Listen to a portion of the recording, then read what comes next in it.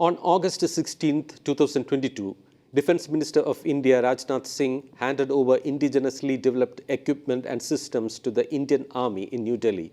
These include Future Infantry Soldier as a System or FINSAS, New Generation Anti-Personnel Mine Nipun, rugged and automatic communication system with enhanced capabilities, upgraded sight system for tanks and advanced thermal imagers, state-of-the-art high-mobility infantry protected vehicles and assault boats were virtually handed over by the Defence Minister.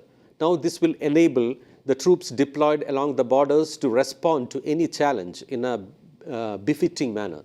The equipment or system have been jointly developed by Indian Army in collaboration with the Defence Public Sector Undertakings, Defence Research and Development Organization, DRDO, and the industry in line with the Prime Minister Sri Narendra Modi's vision to modernize the armed forces under the Atmanirbhar Bharat Abhiyan.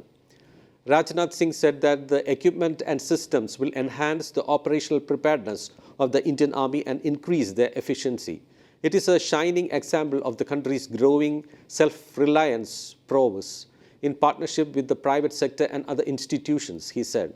He asserted that the infrastructural needs of the armed forces are increasing with constantly changing times. He called for infrastructural development based on latest technology to help the armed forces remain prepared to deal with future challenges.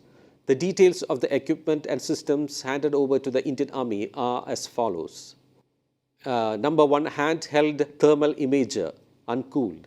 This equipment is for surveillance and detection. It gives visibility in both the day and night and in adverse weather conditions to the soldiers to detect enemy movement and activities. Number two, commander thermal imaging sight for T-90 tank. This equipment gives enhanced visibility and range to the commanders of armored columns.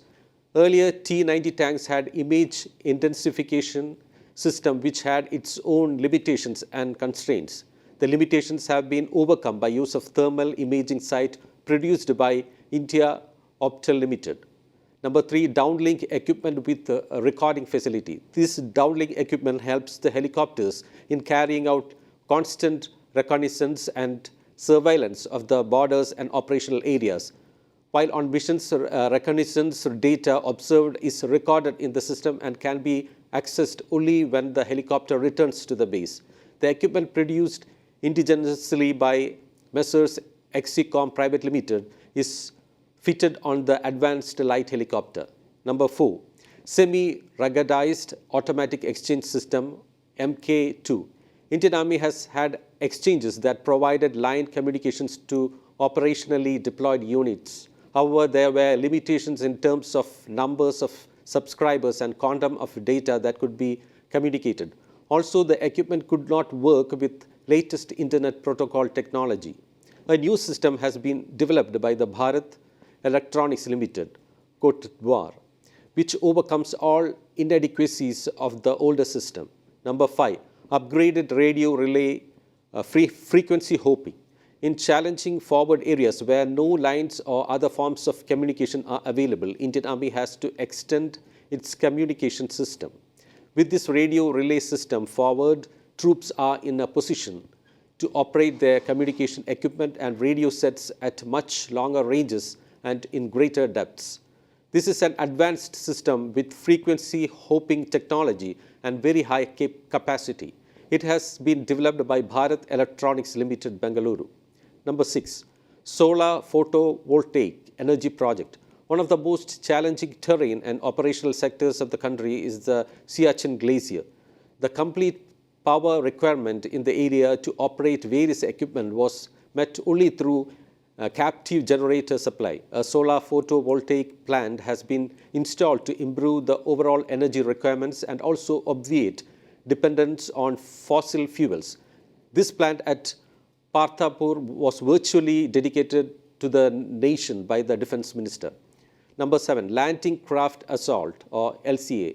There are boats operating in Pangong So Lake. However, they have limited capabilities. The LCA is much more versatile and has overcome the limitations of launch, speed and capacity.